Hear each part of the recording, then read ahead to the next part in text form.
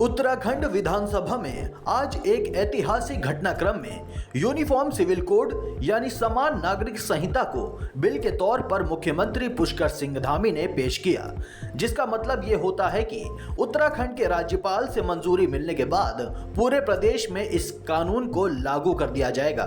बहरहाल अब जब ये कानून देवभूमि में लागू होने ही वाला है तो क्यों ना इसके हर एक बिंदु पर तफसील से बात कर ली जाए।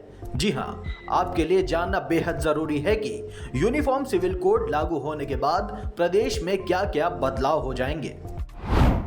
बहुविवाह पर लगेगी रोक। बहुविवाह का सीधा मतलब होता है एक से ज्यादा शादी करना। आपको बता दें कि मुस्लिम समुदाय को छोड़कर भारत में बहुविवाह आमतौर पर सभी धार्मिक समुदायों में प्रतिबंधित है। बहुविवाह महिलाओं की गरिमा का उल्लंघन करता है, लिहाजा जब समान नागरिक संहिता प्रदेश में लागू हो जाएगा तो बहुविवाह की प्रथा अपने आप खत्म हो जाएगी। 21 साल तय की जा सकती है लड़कियों की शादी की उम्र। हमारे देश में दशकों से मनाही के बावजूद बाल विवाह पर लंबे समय से प्रतिबंध होने के बावजूद भी कम उम्र में शादी एक चिंता का विषय बना हुआ है। अक्सर देखा जा सकता है कि लड़कियों की शादी 18 साल से भी कम उम्र में कर दी जाती है, जिससे ना वो अपनी पढ़ाई पूरी कर पाती हैं और ना ही आत्मनिर्भर बन पाती हैं।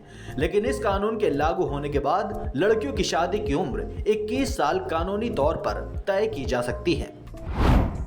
लिव इन रिलेशनशिप में सुरक्षा का प्रावधान।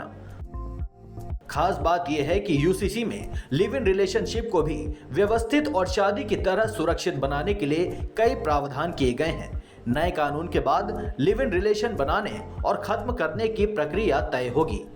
लिव इन रिलेशन को रजिस्टर कराना और खत्म करते समय भी इसकी रजिस्ट्रार को देना अनिवार्य होगा। इसकी सूचना थाने को भी दी जाएगी। इसके अलावा ऐसे रिश्तों में रहने वाले लोगों को अपने माता पिता को भी जानकारी प्रदान करनी होगी।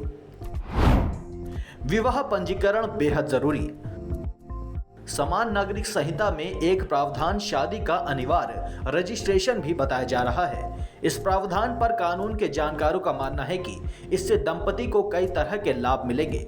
इससे विवाहों में होने वाले फर्जीवाड़े पर भी लगाम लग सकेगा। इसके साथ ही भविष्य में विवाद की संभावनाएं कम होंगी तो सरकारी योजनाओं का भी निर्विवाद रूप से लाभ मिल सकेगा। अगर पंजीकरण नहीं कराया तो फिर सरकारी लाभों से वंचित रहना पड़ सकता है। मुस्लिम महिलाओं को भी गोद लेने का अधिकार। आज की तारीख में अगर किसी मुस्लिम व्यक्ति को 2, 3 या 4 बेटियां हैं तो बेटे की चाहत में वो दूसरी शादी कर लेता है। ये बात अलग है कि बेटा या बेटी होना माँ से ज्यादा पिता पर निर्भर करता है। इसके पीछे की असली वजह संपत्ति और गोद लेने का अधिकार है। अभी संपत्ति की हिफाजत के लिए अगर कोई मुस्लिम दंपति बच्चा गोद लेता है तो मुस्लिम लॉ के तहत वो पूरी संपत्ति उसके नाम नहीं कर सकता है।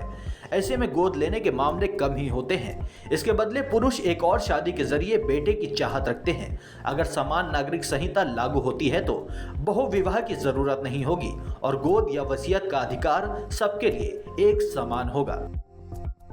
बहरहाल यूसीसी के लागू होते ही इसके और फायदों की बात करें तो पति और पत्नी दोनों को तलाक की प्रक्रियाओं तक समान पहुंच प्राप्त होगी।